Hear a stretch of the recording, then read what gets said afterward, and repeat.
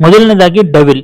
ಈ ಮೂವಿ ಬಗ್ಗೆ ಹೇಳಬೇಕು ಅಂತಂದ್ರೆ 2025 ಅಲ್ಲೇ ಮೋಸ್ಟ್ ಎಕ್ಸ್ಪೆಕ್ಟೆಡ್ ಮೂವಿ ಅಂಡ್ ಎಲ್ಲರೂ ತುಂಬಾನೇ ಒಂದು ಕ್ಯೂರಿಯಾಸಿಟಿಯಿಂದ ವೆಯ್ಟ್ ಮಾಡ್ತಿರೋಂಥ ಮೂವಿ ಅಂದ್ರೆ ಅದು ಡೆವಿಲ್ ಅಂತ ಹೇಳೋದಕ್ಕೆ ಇಷ್ಟಪಡ್ತೀನಿ. ನಮ್ಮೆಲ್ರಿಗೂ ಗೊತ್ತು ಈ ಮೂವಿ ಟೀಮ್ ಎಷ್ಟು ಒಂದು ಲೀಗಲ್ ಇಶ್ಯೂಸ್ ಗಳನ್ನ ಫೇಸ್ ಮಾಡಿ ಅದರಿಂದ ಎಲ್ಲ ಹೊರಗಡೆ ಬಂದು ಈ ಮೂವಿನ ರಿಲೀಸ್ ವರೆಗೂ ತಂದಿದ್ದಾರೆ ಅಂತ. ಈ ಟೀಮಿಗೆ ಆಲ್ ದ ಬೆಸ್ಟ್ ನ ಹೇಳ್ತಾ, ಈ ಟ್ರೈಲರ್ ರಿವ್ಯೂಗೆ ಬಂದ್ರೆ ಈ ಟ್ರೈಲರ್ ನೋಡಿ ನನಗೆ ಏನ್ ಅನ್ನಿಸ್ತು ಅಂದ್ರೆ, ಫಸ್ಟ್ ಆಫ್ ಆಲ್ ಇದು ಕ್ವಾಲಿಟಿ ವೈಸ್ ತುಂಬಾನೇ ಚೆನ್ನಾಗಿರುವಂತಹ ಮೂವಿ. ಅದರ ಸಿನಿಫಾಟೋಗ್ರಫಿ ಟ್ರೈಲರ್ ನೋಡ್ತಿದ್ರೇನೆ ಗೊತ್ತಾಗ್ತಿದೆ ಅಂಡ್ ಡಿಫ್ರೆಂಟ್ ಲೊಕೇಶನ್ಸ್, ಇವರು ಯೂಸ್ ಮಾಡ್ಕೊಂಡಿರುವಂತಹ ಪ್ರೊಡಕ್ಷನ್ ವ್ಯಾಲ್ಯೂಸ್ ಎಲ್ಲದು ಸ್ವಲ್ಪ ಟಾಪ್ ನಾಚ್ ಆಗಿ ಕಾಣಿಸ್ತಾ ಇದೆ. ಇನ್ನು ಸ್ಟೋರಿ ವಿಷಯಕ್ಕೆ ಬಂದ್ರೆ, ಅಂದ್ರೆ ನಾನು ಏನ್ ಅಬ್ಸರ್ವ್ ಮಾಡಿದೆ ಈ ಮೂವಿ ಟ್ರೈಲರ್ ನ ನೋಡಿ ನನಗೆ ಏನ್ ಅನ್ನಿಸ್ತು ಅಂದ್ರೆ, ಡೆವಿಲ್ ಅನ್ನೋ ಒಬ್ಬ ವ್ಯಕ್ತಿ ಬಂದು ಒಬ್ಬ ದೊಡ್ಡ ಶ್ರೀಮಂತ ಆಸ್ ವೆಲ್ as ಒಬ್ಬ ಸ್ಮಗ್ಲರು ಆಗಿರ್ಬೋದು.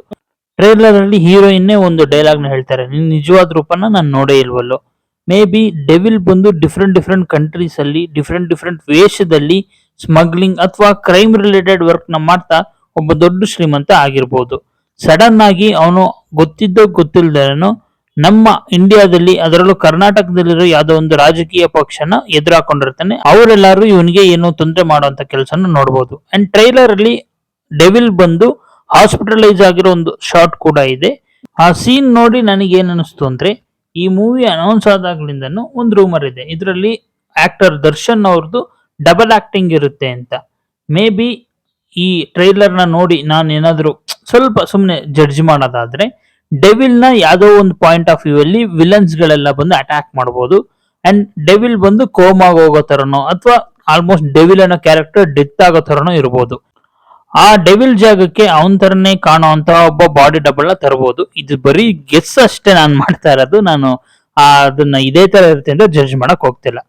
After a long time Navagraha movie ಆಗಾದ್ಮೇಲೆ ದರ್ಶನ್ ಅವ್ರನ್ನ ಒಂದು ನೆಗೆಟಿವ್ ಶೇಡ್ ಅಲ್ಲಿ ನೋಡಕ್ಕೆ ನಮ್ಗೆ ಸಿಗ್ಬೋದು ಅಂತ ಈ ಟ್ರೈಲರ್ ನೋಡಿದಾಗ ಅನಿಸ್ತಿದೆ. ಆಕ್ಟರ್ ಗಳು ಕೂಡ ಅಷ್ಟೇ, ಮಹೇಶ್ ಮಂಜರೇಕರ್ ಅವರಾಗಿರ್ಬೋದು, ನಮ್ಮ ಕನ್ನಡದ ತುಂಬಾ ಆಕ್ಟರ್ಸ್ ಗಳು ಇದರಲ್ಲಿ ಆಕ್ಟ್ ಮಾಡಿದ್ದಾರೆ. ಓವರ್ ಆಲ್ ಇದು ಒಂದು ಕ್ರೈಮ್ ಥ್ರಿಲ್ಲರ್ ಮೂವಿ ಅಂತ ನನಗೆ ಅನಿಸ್ತಿದೆ. ಮೇ ಬಿ ಈ ಮೂವಿ ರಿಲೀಸ್ ಆಗಾದ್ಮೇಲೆ ಆ ಸ್ಟೋರಿ ಇದಕ್ಕಿಂತ ಒಂದು ಬೇರೆ ಲೆವೆಲ್ ಅಲ್ಲೂ ಇರಬಹುದು. Overall trailer seems interesting and 11ನೇ ತಾರೀಕಿಗೆ ರಿಲೀಸ್ ಆಗ್ತಿರೋದ್ರಿಂದ ಇದಕ್ಕೆ ತುಂಬಾನೇ ಒಂದು ಡಿಮ್ಯಾಂಡ್ ಅಂತ ಇದ್ದೇ ಇರುತ್ತೆ. ನಿಮ್ಮಲ್ಲಿ ಎಷ್ಟು ಜನ ಈ ಮೂವಿನ ಥಿಯೇಟರ್ ನೋಡ್ಬೇಕು ಅನ್ಕೊಂಡಿದ್ರ ಅದನ್ನ ಕಮೆಂಟ್ ಮಾಡಿ ಅಂಡ್ ಈ ಟ್ರೈಲರ್ ನ ನೋಡಿ ನಿಮಗೆ ಏನ್ ಅನಿಸ್ತು ಅದ್ರ ಬಗ್ಗೆನೂ ಕೂಡ ಕಮೆಂಟ್ ನ ಮಾಡಿ. ನಾನು ಕೂಡ ಡಿಸೆಂಬರ್ 11ನೇ ತಾರೀಕು ಈ ಮೂವಿನ ಥಿಯೇಟರ್ ನೋಡೋಣ ಅಂತ ಅನ್ಕೊಂಡಿದೀನಿ.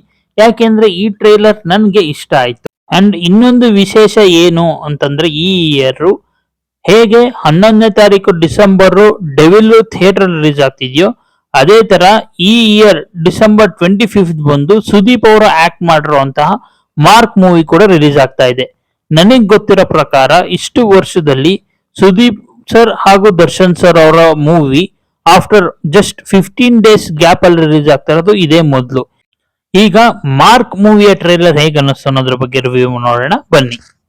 ಈ ಮೂವಿ ಕೂಡ ಒಂದು ಸಸ್ಪೆನ್ಸ್ ಥ್ರಿಲ್ಲರ್ ಮೂವಿಯ ಟ್ರೈಲರ್ ಹೇಗಿರ್ಬೇಕೋ ಅದೇ ತರ ಇತ್ತು. ಸುದೀಪ್ ಸರ್ ಫ್ಯಾನ್ಸ್ಗೆ ಏನೇನ್ ಬೇಕೋ ಅದೆಲ್ಲದು ಇದರಲ್ಲಿದೆ ಅಂತ ನನಗೆ ಅನ್ನಿಸ್ತಾ ಇದೆ. ನೀವು ಈ ಹಿಂದೆ ಮ್ಯಾಕ್ಸ್ ಮೂವಿನ ನೋಡಿದ್ರೆ ಸ್ವಲ್ಪ ಅದೇ ತರ ಇದೆಯಲ್ಲ ಅಂತ ಅನ್ಸುತ್ತೆ. ಯಾಕೆಂದ್ರೆ ಆ ಮೂವಿಯ ಡೈರೆಕ್ಟರ್ ಈ ಮೂವಿನ ಡೈರೆಕ್ಟ್ ಮಾಡ್ತಾ ಇರೋದು.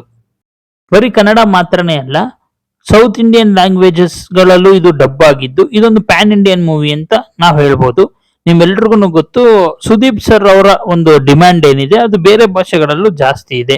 ಹೇಗೆ ನಾವು ಕನ್ನಡದವರು ಸುದೀಪ್ ಸರ್ ಅವ್ರ ಮೂವಿಗೋಸ್ಕರ ವೇಟ್ ಮಾಡ್ತಿದ್ವು, ಅದೇ ತರ ಆ ಲ್ಯಾಂಗ್ವೇಜ್ ಅಲ್ಲಿ ಕೂಡ ಸುದೀಪ್ ಸರ್ ಫ್ಯಾನ್ಸ್ ಬಂದು ಈ ಮೂವಿಗೆ ವೇಟ್ ಮಾಡ್ತಾ ಇದ್ದಾರೆ.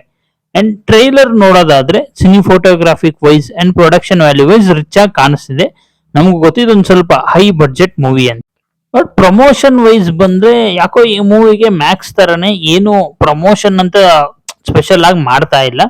ಇವಾಗ ತುಂಬಾ ಲಾಂಗ್ ಬಂದು ಒಂದು ಇಂಟ್ರೊಡಕ್ಷನ್ ವಿಡಿಯೋ ತರ ಒಂದು ಬಿಟ್ಟಿದ್ರು, ಅದಾದ್ಮೇಲೆ ಈ ವಿಡಿಯೋ ಬಿಟ್ಟಿದ್ದಾರೆ. ಅಂಡ್ ಸಾಂಗ್ಸ್ ಕೂಡ ಓಕೆ ಅಂತ ಹೇಳ್ಬೋದು ಅಷ್ಟೇ, ಬಟ್ ತುಂಬಾ ಚೆನ್ನಾಗಿತ್ತು ಸಾಂಗ್ಸ್ ಗಳಂತ ಏನಿಲ್ಲ. ಅಂಡ್ ಯೋಗಿ ಬಾಬು ಅವರು ಕೂಡ ಈ ಮೂವಿಲಿ ಆಕ್ಟ್ ಮಾಡಿದ್ದಾರೆ. ಓವರ್ ಆಲ್ ಈ ಟ್ರೈಲರ್ ನ ನೋಡಿದ್ರೆ ನನಗೆ ಈ ಸ್ಟೋರಿನ ಗೆಸ್ ಮಾಡೋದಾದ್ರೆ, ಇದು ಬಂದು ಈ ಚಿಲ್ಡ್ರನ್ಸ್ ನೆಲ್ಲ ಕಿಡ್ನಾಪ್ ಮಾಡ್ತಾ ಇರುವಂತ ಒಂದು ವಿಲನ್ ಟೀಮ್ ಇರುತ್ತೆ.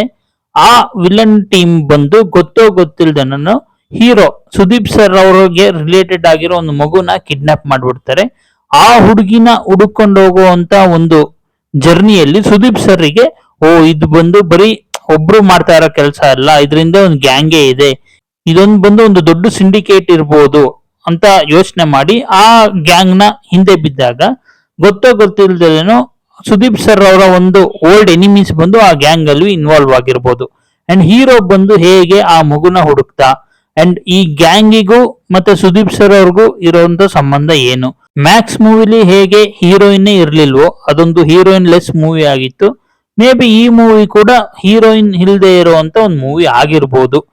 ಓವರ್ ಆಲ್ ಟ್ರೇಲರ್ ನನ್ಗೆ ತುಂಬಾನೇ ಖುಷಿ ಕೊಡ್ತು ಅಂಡ್ ನಾನ್ ಕೂಡ ಈ ಮೂವಿನ ನೋಡಕ್ ಕೂಡ ನಾನು ತುಂಬಾ ಎಕ್ಸೈಟ್ ಆಗಿದ್ದೀನಿ.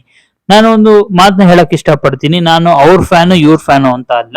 ಯಾವ್ದಾದ್ರು ಮೂವಿ ನನಗೆ ಇಷ್ಟ ಆಯ್ತು ಅಥವಾ ಚೆನ್ನಾಗ್ ಅನ್ನಿಸ್ತು, ಟ್ರೈಲರ್ ನೋಡಿ ನನಗೆ ಇಷ್ಟ ಆಯ್ತು ಅಂತಂದ್ರೆ ಆ ಮೂವಿನ ನಾನು ನೋಡ್ತೀನಿ. ಆದ್ರೆ ಈ ಸಲ ಎಲ್ರಿಗೂ ಇರುವಂತ ಒಂದು ಕ್ಯೂರಿಯಾಸಿಟಿ ಏನು ಅಂತಂದ್ರೆ ಯಾವ ಮೂವಿ ಒಂದು ಬಿಗ್ಗೆಸ್ಟ್ ಬ್ಲಾಕ್ ಬಸ್ಟರ್ ಆಗುತ್ತೆ ಅಂತ.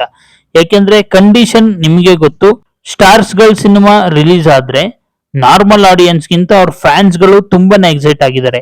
ಅದರಲ್ಲೂ ಕನ್ನಡದ ಇಬ್ರು ಬಿಗ್ಗೆಸ್ಟ್ ಸ್ಟಾರ್ಸ್ ಮೂವಿಗಳು ಒಂದೇ ಮಂತ್ ಅಲ್ಲಿ ಇದೇ ಫಸ್ಟ್ ರಿಲೀಸ್ ಆಗ್ತಾ ಇರೋದು. ಸೊ ಇದರಿಂದ ಬಂದು ಒಂದು ಆಸ್ ಅ ಮೂವಿ ಒಂದು ಹೆಲ್ತಿ ಕಾಂಪಿಟೇಷನ್ ಇದ್ದೇ ಇರುತ್ತೆ ಅಂತ ಹೇಳೋದಕ್ಕೆ ನಾನು ಇಷ್ಟಪಡ್ತೀನಿ. ನೋಡೋಣ ಯಾವ ಮೂವಿ ಚೆನ್ನಾಗಿರುತ್ತೆ, ಅಂದ್ರೆ ಕಂಟೆಂಟ್ ಯಾವ ಮೂವಿಲಿ ಸ್ಟ್ರಾಂಗ್ ಆಗಿರುತ್ತೆ, ಯಾವ ಮೂವಿ ಬಂದು ಆಡಿಯನ್ಸ್ ನ 100% ಎಂಟರ್ಟೈನ್ ಮಾಡುತ್ತೋ ಅದೇ one of the best hit ಆಗಿ ನಿಂತ್ಕೊಳ್ಳುತ್ತೆ. ಇನ್ನೊಂದು ತಮಾಷೆ ವಿಷಯ ಏನು ಅಂದ್ರೆ ಎರಡು ಮೂವಿಗೆ ಮ್ಯೂಸಿಕ್ ಮಾಡಿರೋದು ಒಬ್ಬರೇ ಮ್ಯೂಸಿಕ್ ಡೈರೆಕ್ಟರ್ ಅಜನೀಶ್ ಲೋಕನಾಥ್. ಇನ್ನೊಂದು ಹೇಳ್ಬೇಕು ಅಂದ್ರೆ ಈ ಎರಡು ಮೂವಿಯ ಸಾಂಗ್ಸ್ ಗಳು ಕೂಡ ಆ ಲೆವೆಲ್ಗೆ ಏನ್ ಬಿಗ್ ಹಿಟ್ ಅಂತ ನಾನು ಹೇಳಕ್ ಇಷ್ಟಪಡೋದಿಲ್ಲ. ಇತ್ತೀಚೆಗೆಲ್ಲ ಮೂವಿಗಳಲ್ಲಿ ಸಾಂಗ್ಸ್ ಬರೋದೇ ದೊಡ್ಡ ವಿಷಯ ಆಗಿದೆ. ಯಾರು ಬಂದು ಸಾಂಗ್ಸ್ ಗೆ ತುಂಬಾ ಪ್ರಿಫರೆನ್ಸ್ ಕೊಡ್ತಿಲ್ಲ, but story, screen play and concept ಗೆ ತುಂಬಾನೇ ಒತ್ತನ್ನ ಕೊಡ್ತಿದ್ದಾರೆ. And Sudeep sir as well as Darshan sir ಅವರಿಬ್ರು ಕೆರಿಯರ್ ಅಲ್ಲೂ ಈ ಮೂವಿಗಳು ಬಂದು ಒಂದು ಬಿಗ್ಗೆಸ್ಟ್ ಮೈಲ್ ಸ್ಟೋನ್ ಆಗ್ಲಿ ಅನ್ನೋದೇ ನನ್ನ ಆಸೆ. ಅಂಡ್ ಆಡಿಯನ್ಸ್ ಆಗಿರುವಂತ ನಿಮಗೆ ಈ ಎರಡು ಮೂವಿಯ ಟ್ರೈಲರ್ ನೋಡಿ ಹೇಗ್ ಅನಿಸ್ತು, ನೀವು ಯಾವ ಮೂವಿಗೆ ಹೋಗ್ತೀರಾ ಫಸ್ಟ್ ಅನ್ನೋದನ್ನ ಕಮೆಂಟ್ ಮೂಲಕ ತಿಳಿಸಿ. ಇದಾಗಿತ್ತು ಎರಡು ಮೂವಿಯ ಟ್ರೈಲರ್ ರಿವ್ಯೂ. ಈ ಮೂವಿಗಳು ರಿಲೀಸ್ ಆಗಾದ್ಮೇಲೆ ಅದನ್ನ ನೋಡಿ ಅದರ ರಿವ್ಯೂ ನಿಮ್ಮನ್ನ ಭೇಟಿ ಮಾಡ್ತೀನಿ. Thank you, bye.